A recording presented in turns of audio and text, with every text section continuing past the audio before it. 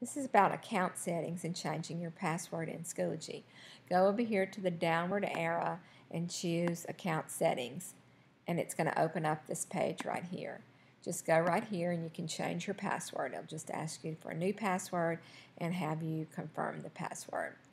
Another thing you'll want to change in this section or notice is make sure that yours is on America Chicago. Greenwich Mean Time -5 is the correct time period, so that when you do this, it will make it have the right times for your students' things being due. You can connect other things if you want to. You can link accounts if you have more than one Schoology account, or merge accounts. Depends on where they were created, whether or not you actually can merge account if you already have a Schoology account.